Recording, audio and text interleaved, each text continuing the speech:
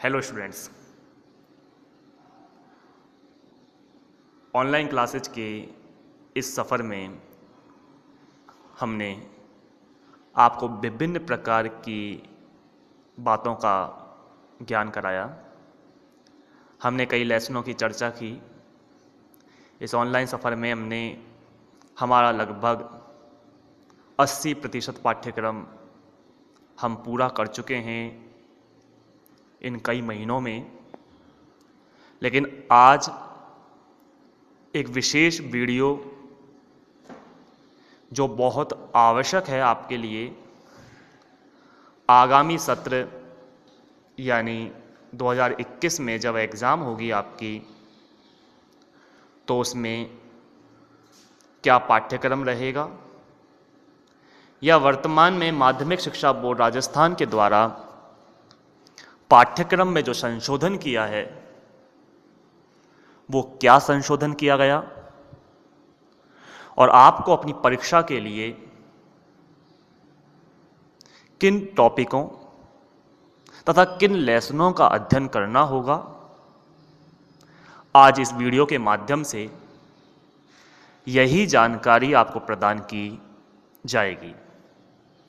तो आप देख सकते हैं जैसे सामने कि माध्यमिक शिक्षा बोर्ड राजस्थान सत्र 2020-21 हेतु कक्षा 10 सामाजिक विज्ञान का संशोधित पाठ्यक्रम, आइए चलते हैं और करते हैं शुरुआत इसकी। हमारे पाठ्यक्रम में सामाजिक विज्ञान विषय के अंतर्गत 20 अध्याय हैं, जिनमें से वर्तमान में बोर्ड के द्वारा कुछ अध्यायों को हटाया गया है पूरी तरह से, तो कुछ अध्यायों के आंतरिक बिंदुओं को पाठ्यक्रम से समाप्त किया गया है।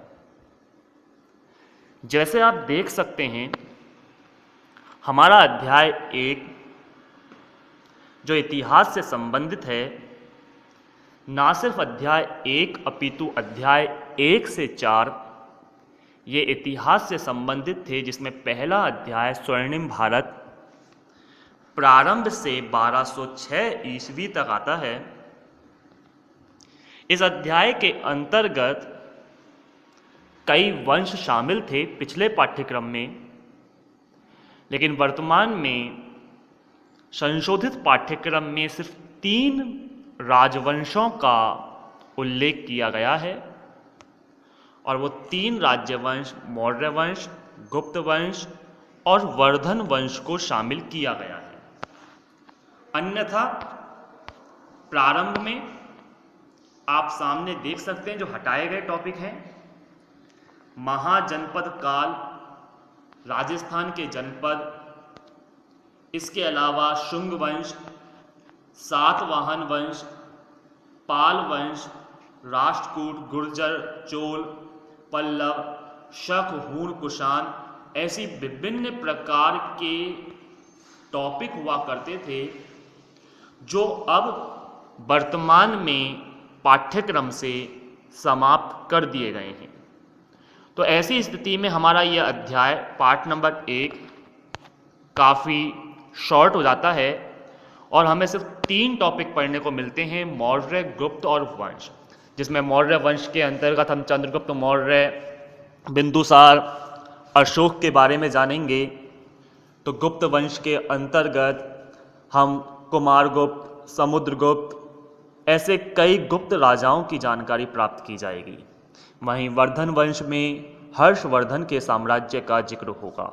तो ये पाठ्यक्रम में काफ़ी मैटर हटाया गया है और ये लेसन काफ़ी शॉर्ट हुआ।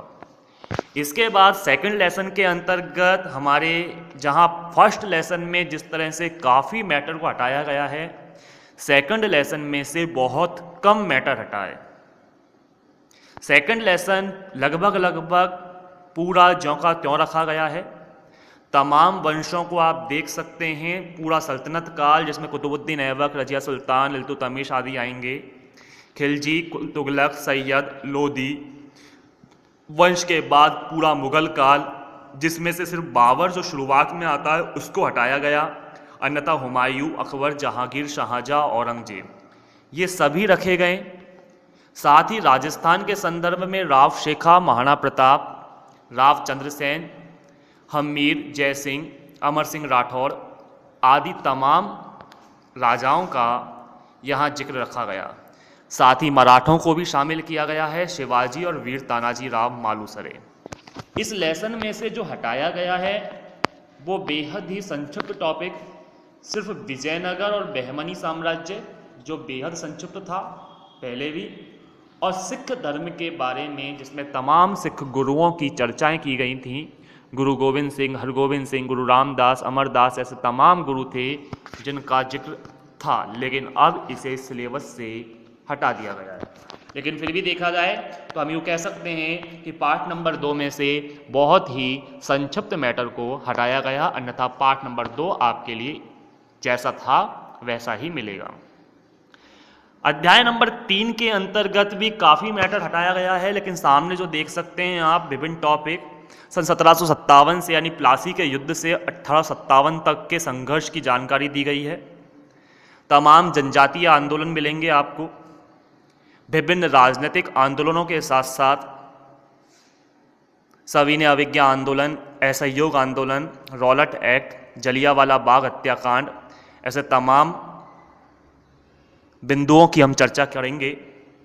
साथ ही राजस्थान के जनजातीय, किसान और प्रजामंडल आंदोलनों को एज इट इज रखा गया है, जिसमें बिजोलिया किसान आंदोलन, बेगू किसान आंदोलन, बरड़ किसान आंदोलन, नीमू चना किसान आंदोलन, ऐसे तमाम किसान आंदोलन हैं। हालांकि इस लेसन में से भी काफ़ी मैटर हटाया गया है, जैसे आप देख सकते हैं अंग्रेजों का मराठा व मैसूर से संघर्ष, इसके अलावा श्यामजी कृष्ण वर्मा, बीडी सावरकर, चापेकर बंधु, विभिन्न प्रकार के किसान आंदोलन का जो लेसन था, इन बिंदुओं को समाप्त किया गया है। इसके साथ ही लेसन नंबर 4 के अंतर्गत एक बहुत विशेष बिंदु थे जर्मनी और इटली के एकीकरण, जो लगभग 70% पाठ को शामिल करे हुए थे। यूरोप में राष्ट्रवाद, जर्मनी और इटली का एकीकरण, पूरा लेसन लगभग इसी से संबंधित था।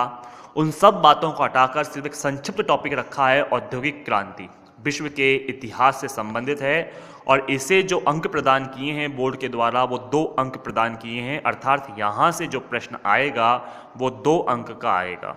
यहाँ सब कुछ हटा दिया गया है इस लेसन में से। आप देख सकते हैं यूरोप में राष्ट्रवाद का उदय, राष्ट्रवाद के कारण और जर्मनी और इटली का एकीकरण, पूरा अध्याय लगभग इसी से संबंधित था, जो सबको समाप्त किया गया और सिर्फ रखा गया एक टॉपिक, औद्योगिक क्रांति। लेसन नंबर 5, 6 और 7 राजनीति से संबंधित लेसन आते हैं, जिसमें से पार्ट नंबर 5 में लोकतंत्र है। इस लोकतंत्र वाले अध्याय में सिर्फ आपको 3 टॉपिक मिल रहे हैं, लोकतंत्र के गुण, दोष और सफलता के लिए आवश्यक परिस्थितियां। अन्यथा इस लेसन में पहले लोकतंत्र की परिभाषाएं, इसकी कार्य प्रणाली, विभिन्न प्रकार की अवधारणाएं और विभिन्न प्रकार के सिद्धांत हुआ करते थे, लोकतंत्र के प्रकार हुआ करते थे, प्रत्यक्ष अप्रत्यक्ष, तमाम बातों को यहाँ से हटाया गया है और सिर्फ रखा गया है लोकतंत्र के अर्थ, विशेषताएं यानी लोकतंत्र का अर्थ, उसके गुण, उसके दोष और उसकी आवश्यक परिस्थितियां सफलता के लिए। तो यहाँ भी हम कह सकते हैं कि पाठ्यक्रम को संक्षिप्त किया गया है। लेसन नंबर 6 भी राजनीति से संबंधित है और यहाँ पर तमाम बातों को ऐसा रखा गया है। कुछ ऐसे बिंदु हैं जिसे हटाया गया, अन्यथा व्यवस्थापिका और न्यायपालिका के साथ कार्यपालिका रखी गई है। यहाँ से टॉपिकों को बेहद ही कम समाप्त किया गया, जैसे आप देख सकते हैं यहाँ सिर्फ उपराष्ट्रपति हटाया गया है, साथ ही मंत्री परिषद का गठन और न्यायपालिका में सर्वोच्च न्यायालय का गठन और क्षेत्राधिकार। तो ऐसी स्थिति में ये लेसन भी आपके लिए महत्वपूर्ण रहेगा, क्योंकि इसको जो मार्किंग प्रदान की गई है, अंक भार जो दिया गया है, आप देख सकते हैं 7 अंकों का ये लेसन है, जो अपने आप में विशेष महत्व रखता है। लेसन नंबर 7 में सब कुछ ऐसा का ऐसा ही रखा गया है, सिर्फ एक very short topic, Rajasthan Vidhan Parishad के गठन की प्रक्रिया और वर्तमान स्थिति। ये वेरी शॉर्ट टॉपिक था। लेसन के अंतर्गत एक पैराग्राफ दिया गया है, सिर्फ इसे समाप्त किया गया है, अन्यथा इस लेसन को एज इट इज रखा गया है, यहाँ कोई बदलाव नहीं हुआ। लेसन नंबर 8 में भी किसी प्रकार का कोई बदलाव नहीं है।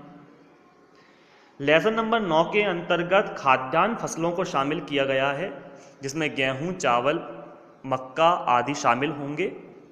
इसके अलावा लेसन 8 में से दलहन फसलें जैसे दालों को हटा दिया गया है, और अर्थव्यवस्था में कृषि का योगदान एक टॉपिक था आपके, वो समाप्त किया गया है। लेसन नंबर 10 में आप देख सकते हैं विभिन्न प्रकार की खनिज पेटियां और ऊर्जा खनिज के साथ राजस्थान में जो खनिज हैं उनको शामिल किया गया है। इस लेसन में जो लोहो अयस्क, तांबा, बॉक्साइट, सीसा, जस्ता तमाम टॉपिक हुआ करते थे, उन सभी टॉपिकों को समाप्त कर दिया गया है, जो भी बेहद अच्छी बात है आपके लिए। लेसन नंबर 10 में के बाद लेसन नंबर 11 के अंतर्गत ये मान लीजिए कि लगभग पूरा लेसन ही समाप्त किया गया है, सिर्फ लगभग 2 पेज का ही टॉपिक है, उसको शामिल किया गया। राजस्थान के प्रमुख उद्योग के साथ साथ एक औद्योगिक प्रदूषण का टॉपिक है, उससे शामिल किया गया है, अन्यथा पूरे लेसन को ही समाप्त कर दिया गया। पार्ट नंबर 12 में भी तमाम चीज़ों को एज इट इज रखा गया है, जिसमें जनसंख्या वृद्धि के कारण, जनसंख्या घनत्व, साक्षरता, लिंगानुपात आदि बातें रखी गई हैं। यहाँ जो समाप्त किया गया है वो नगरीकरण, जनसंख्या नीति, आप देख सकते हैं नीचे लास्ट में, और राजस्थान की जनसंख्या नीति को हटाया गया है। लेसन नंबर 13, विशेष बात आप देख सकते हैं, लेसन नंबर 13 यहाँ पर पूरी तरह हटा दिया गया है। लेसन नंबर 13 जो परिवहन एवं संचार से संबंधित अध्याय था, ये लेसन अब समाप्त कर दिया गया है, यानी ये लेसन आपको पढ़ने को नहीं मिलेगा।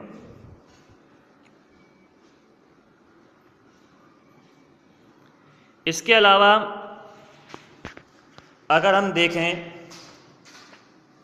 लेसन नंबर 14 आर्थिक अवधारणा एवं नियोजन से संबंधित था।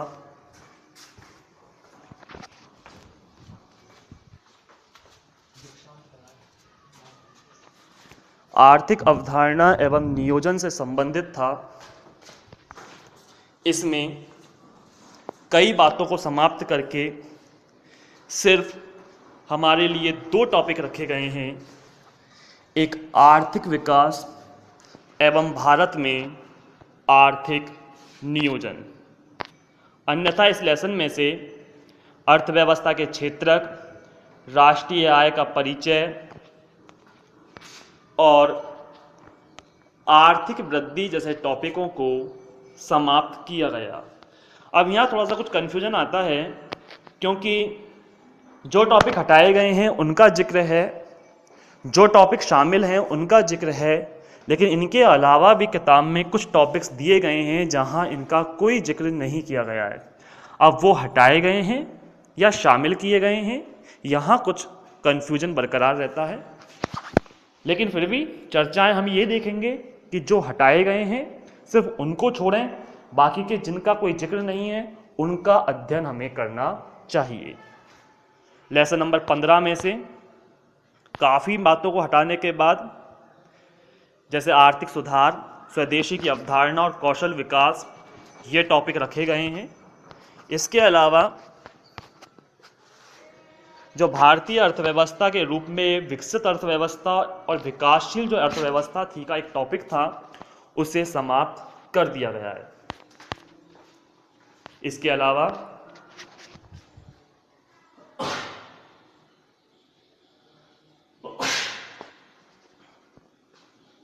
लेसन नंबर 16 देख सकते हैं आप, जिसमें भारतीय अर्थव्यवस्था के सामने 3 चुनौतियां थीं, एक गरीबी और बेरोजगारी के साथ मुद्रास्फीति या मूल्य वृद्धि कह सकते हैं, जिसमें गरीबी और बेरोजगारी को शामिल किया गया है। मुद्रास्फीति का जो टॉपिक था यानी मूल्य वृद्धि का जो टॉपिक था उसे हटा दिया गया है। एक और अच्छी बात आपके सामने आती है कि लेसन नंबर 17 पूरी तरह से हटा दिया गया है। यहाँ लेसन नंबर 17 मुद्राओं से संबंधित यह लेसन था।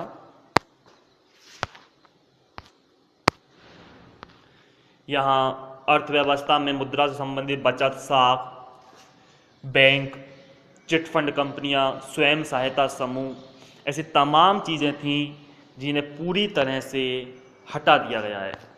तो ये लेसन आपके लिए सिलेबस से समाप्त है। लेसन नंबर 18 में किसी भी प्रकार का कोई बदलाव नहीं किया गया है। Lesson number 18 as it is रखा गया है, जो उपभोक्ताओं से संबंधित है। और इसके बाद लेसन नंबर 19 सड़क सुरक्षा और लेसन नंबर 20 स्वच्छता एवं ठोस कचरा प्रबंधन से संबंधित ये लेसन थे, 2-2 अंकों के। इनमें भी किसी प्रकार का कोई बदलाव नहीं किया गया है, अर्थात अधिकांश लेसन हमारे पास हैं। कुछ सिलेबस को हटाया गया है, कुछ ऐसे भी लेसन हैं जिनमें से काफ़ी मैटर समाप्त किया गया है, तो कुछ ऐसे भी लेसन हैं जिसमें से बहुत कम या कुछ भी नहीं हटाया गया है। तो इस तरह से ये आपके लिए सत्र 2021 के लिए, जो 2021 में आपकी परीक्षा होगी, उसका एक संक्षिप्त ब्यौरा पाठ्यक्रम का। अब आगे की जो तैयारी करनी है आप लोगों को इस सेशन में, वो इसी के अकॉर्डिंग करनी होगी, क्योंकि बोर्ड का जो पेपर आएगा वो इसी पाठ्यक्रम में से लिया जाएगा। बोर्ड के द्वारा सूचनाएं ये प्राप्त हो रही हैं कि लगभग 15 मई तक विद्यालयों का संचालन होगा। उम्मीद ये की जा रही है कि नवंबर में विद्यालय ओपन होंगे। ऐसे में लगभग आपको 5 से लेकर 5.5 महीनों का समय आपको प्राप्त होगा अवकाश वगैरह समाप्त करके। अन्यथा आपको 6-6.5 महीने मिलेंगे अध्ययन करने के लिए, जो मैं समझता हूँ इस पाठ्यक्रम में काफ़ी रहेंगे।